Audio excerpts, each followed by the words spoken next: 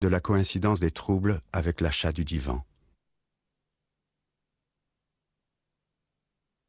Comprenant que ces symptômes manifestaient un refus inconscient de quitter la chambre de ses parents, d'abandonner sa mère à son père, j'ai expliqué à la mère devant Josette qu'il fallait l'aider à supporter l'idée de se séparer de ses parents, à être une grande fille, ce dont elle avait peur. Peut-être croyait-elle qu'on l'aimerait moins. La petite, très attentive, écoutait et pleurait silencieusement. Le soir même, papa et maman ont parlé à Josette. Papa a été plus câlin avec elle. Il lui décrivit la grande fille qu'elle allait devenir et dont il serait fier. L'école où elle irait bientôt avec d'autres enfants. 4 jours après, la mère revient. L'enfant est plus calme. Elle a dormi, bien que d'un sommeil léger.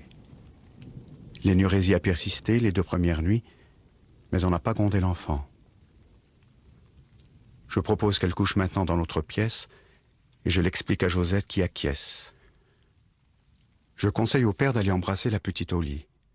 Et j'ajoute que sous aucun prétexte, les parents ne devront la reprendre dans leur chambre.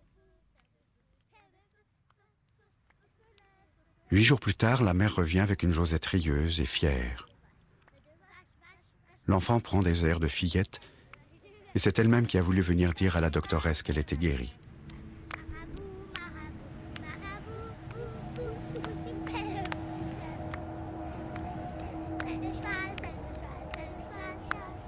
Ce qu'il y a, c'est que derrière un symptôme, il y a une raison qui produit ce symptôme. Moi, je dis en général très bêtement que au fond, la psychanalyse, c'est comme la plomberie ou l'électricité. Enfin, je veux dire, s'il y a quelque part un fusible qui saute, il y a effectivement 2 solutions. Ou bien on remplace éternellement le fusible qui va éternellement sauter, ou bien si celui-là tient, il va sauter ailleurs, ou bien on cherche quelle est l'origine de la panne. Bon, au fond, la psychanalyse, ça consiste à chercher l'origine de la panne. C'est pas plus compliqué que ça. Et moi, je m'étonne toujours énormément que cette espèce de logique qu'aurait n'importe quel électricien qui ferait bien son boulot, un soignant d'enfant quel qu'il soit puisse pas l'avoir. Enfin, c'est évident qu'il y a une raison quelque part. Si on trouve pas la raison, ça ressautera de toute façon.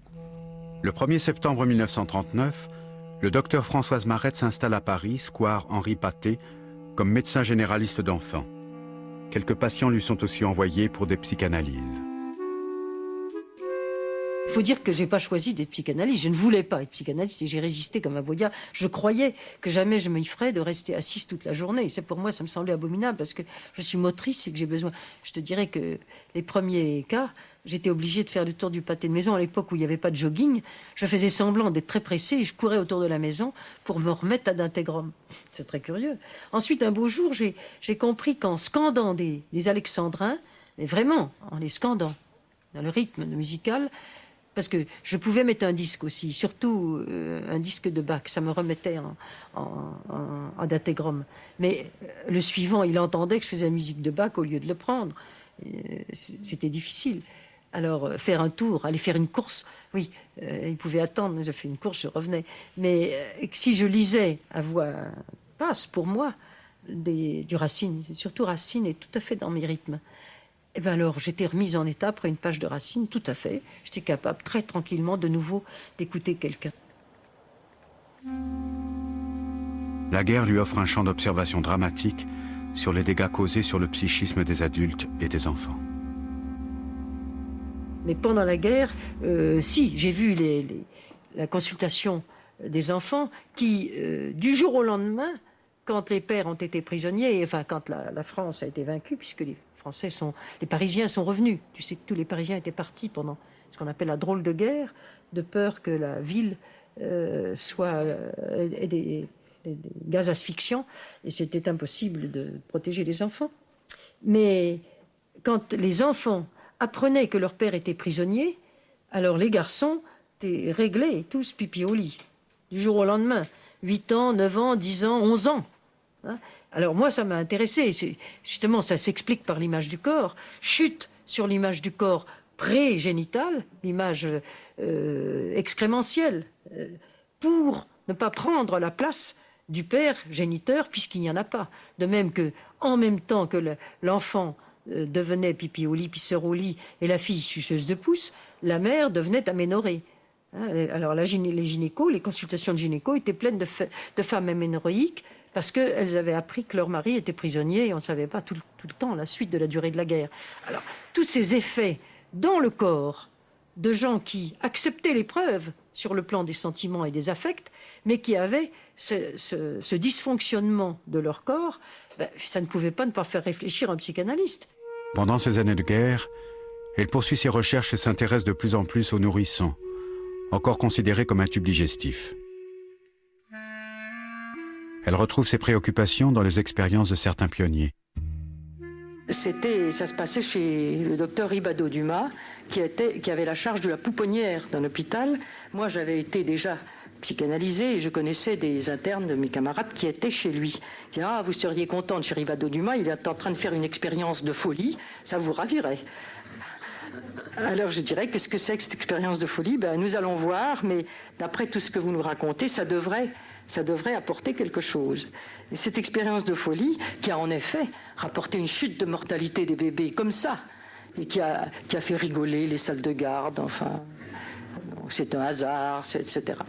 Il avait décidé, il avait pris des mois avant d'y arriver, il avait décidé que ces infirmières qui s'occupaient de la crèche, c'est-à-dire les petits dans l'hôpital, hôpital général pour les enfants malades physiques, il avait décidé que aux enfants auxquels ils étaient préposés, c'est-à-dire chacune avait 5 ou 6 ou 7 enfants, je ne sais plus, chacune a des lits, elles obligatoirement devaient passer 5 minutes d'horloge le matin, 5 minutes d'horloge dans l'après-midi, à parler à ces enfants sans les toucher et sans faire aucun soin.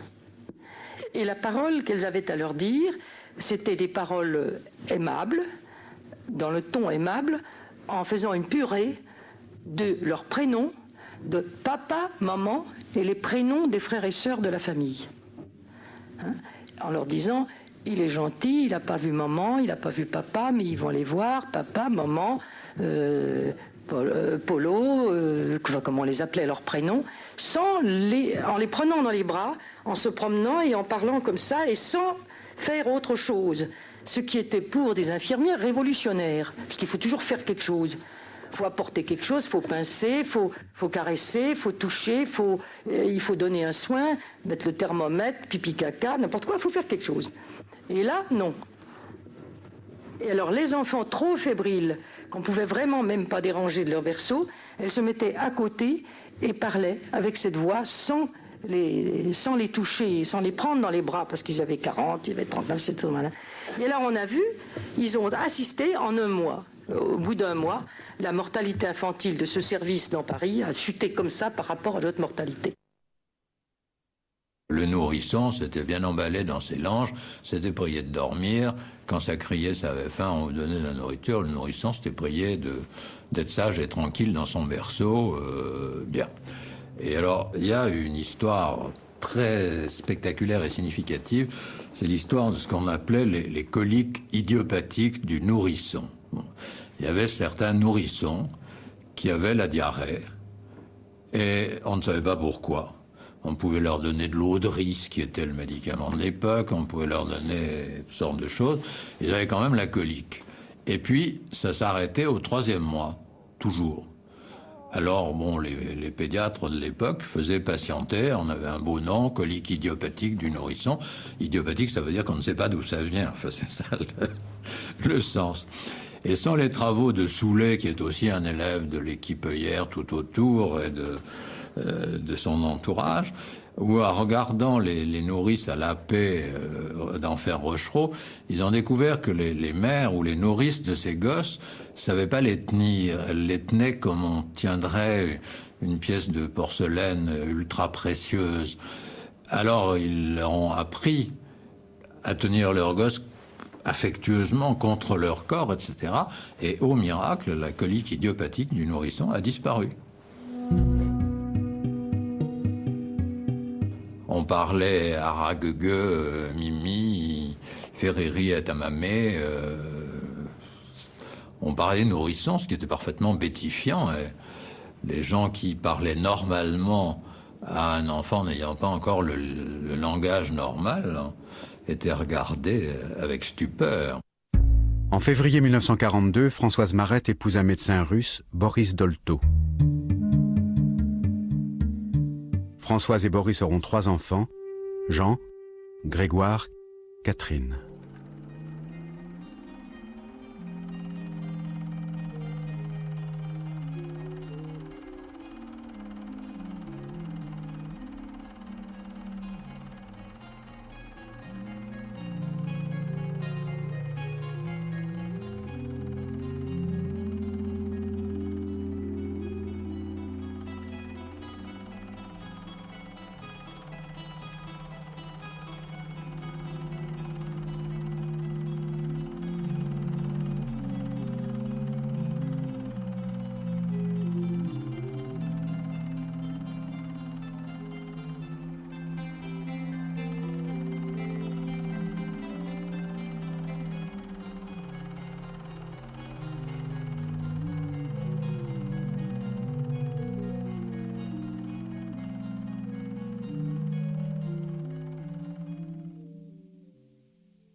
À cette époque, Françoise Dolto avait déjà fait la rencontre de Jacques Lacan.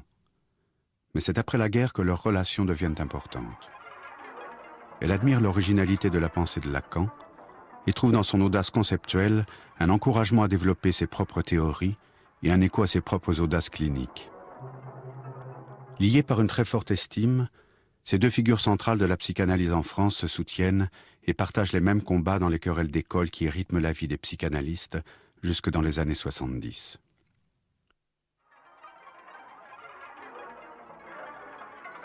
Dans leur pratique clinique, ils ont en commun une écoute exceptionnelle qui leur permet de remonter jusqu'aux strates les plus archaïques de l'inconscient. Ils ont certes des désaccords, mais ils ont une même conception de l'analyse.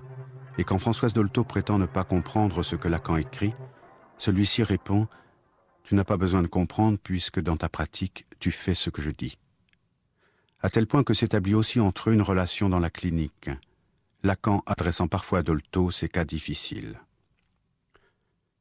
C'est aussi à cette époque que Françoise Dolto trouve les premières pistes d'une invention théorique majeure, sa théorie de l'image inconsciente du corps. Ce concept moderne, par lequel elle prolonge Freud et Lacan, en fait une vraie théoricienne de la psychanalyse. Pendant la guerre est arrivée l'histoire de cet enfant séparé de sa mère par des kilomètres, parce qu'elle était partie pour elle avait une infection post-partum, et l'enfant était déjà retourné dans la ferme, et la femme a été reprise par un moyen de locomotion très difficile dans les départements pendant la guerre et pendant l'hiver, et cet enfant ne mangeait pas. Ça faisait 3 jours que ce bébé, de 3 jours, c'est-à-dire il avait 6 jours, il n'avait pas mangé depuis l'âge de 3 jours, impossible de lui faire avaler une goutte d'eau. J'ai dit, mettez-lui, sachant que l'image du corps de l'enfant, il ne la connaît que par l'odeur de sa mère, redonnez-lui l'odeur de sa mère, allez chercher.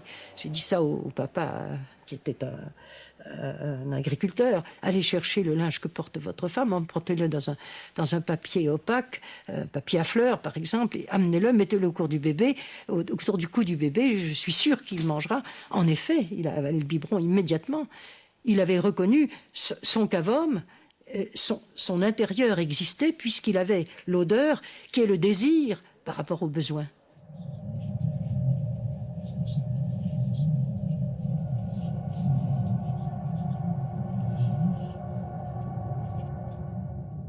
Et c'est quand même ça, on peut dire, qui a été le fort de son apport et de son originalité, c'est-à-dire de son invention même davantage, de mettre l'accent sur à quel point l'être humain, y compris dans son enfance, est déjà un être de langage et de communication.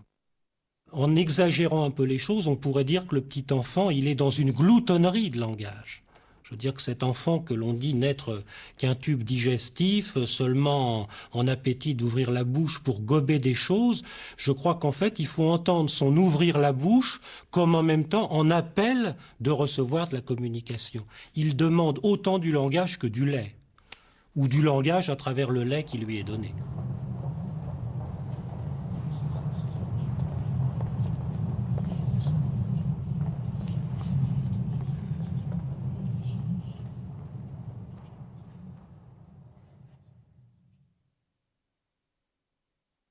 l'enfant arrive dans un monde de langage. Il est anatomiquement et génétiquement et il faut l'espérer socialement destiné à parler. Je dis il faut l'espérer parce que on connaît ces enfants qui sont par exemple les enfants sauvages, qui socialement sont arrivés dans un monde où le langage humain n'existait pas. Eh bien, ces enfants étaient anatomiquement prédisposés à parler, génétiquement prédisposés à parler et n'ont pas parlé. C'est-à-dire que pour parler, il faut qu'il y ait au moins 3 personnes. Je dis au moins 3 parce que déjà, il faut être 2 pour faire un enfant, et quand l'enfant est là, ça fait 3. Que déjà, on peut parler d'un monde social, évidemment, et que sans cette société qui parle, l'enfant ne parlera pas. Bien. Donc, il est prédisposé à parler, et il arrive dans un monde où ça parle. Et il va également percevoir avec tous ses sens, la vue, l'odorat, le toucher, tout ce qui l'entoure. Et il semble que pour l'individu humain, la parole qu'on lui adresse soit le meilleur moyen qu'on ait trouvé pour lui permettre d'ordonner ce qu'il perçoit.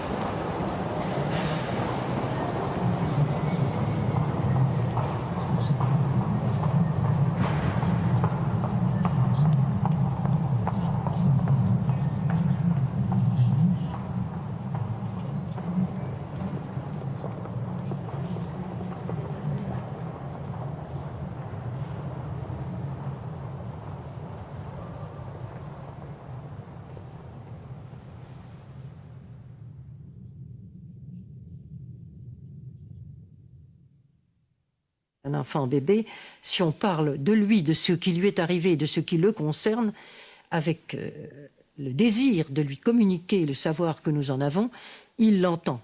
Il en a l'entendement. Comment, nous ne le savons pas, mais ça est signé tous les jours de l'apaisement des symptômes d'un enfant qui souffre de quelque chose qui lui est arrivé pendant l'accouchement ou après, et qui ne lui a pas été expliqué, et qu'il est en angoisse. Si on ne lui dit pas, ne lui explique pas ce que c'était, il conserve son angoisse. Si on le lui explique, l'angoisse disparaît.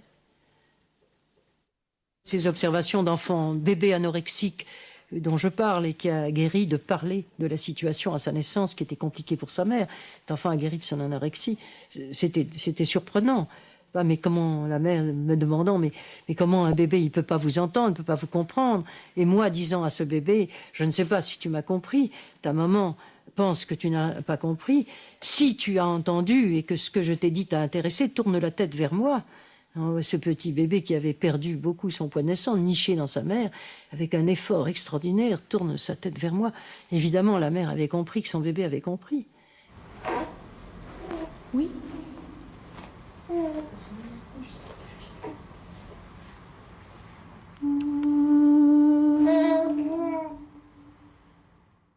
On en est aujourd'hui à une époque où c'est devenu une banalité, ou presque une banalité, n'exagérons pas, que de considérer qu'il y a une vie in utero, que le fœtus in utero est réceptif au monde qui le caractérise, qu'il entend les voix, enfin qu'il y a même maintenant des techniques aptonomiques qui permettent comme ça de nouer un dialogue corporel et langagier avec le fœtus in utero. Mais bon, on peut dire que là, Françoise Dolto a été dans ces matières-là une pionnière. À l'époque où elle a commencé à dire qu'on pouvait parler aux petits-enfants, par exemple, y compris aux enfants qui n'avaient pas la parole, c'est devenu aujourd'hui comme une tarte à la crème, mais elle est bien celle qui là a amené cette idée du sujet d'avant le sujet, si vous voulez.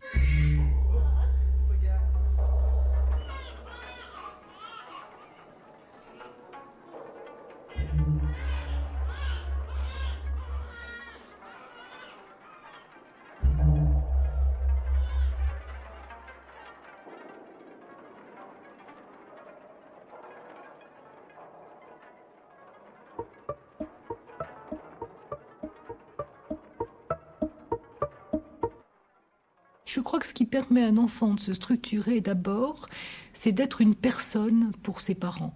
Alors quand on dit ça, ça a l'air abstrait, mais c'est d'être vraiment quelqu'un, pas un morceau de papa ou un morceau de maman, une vraie personne. Ça se traduit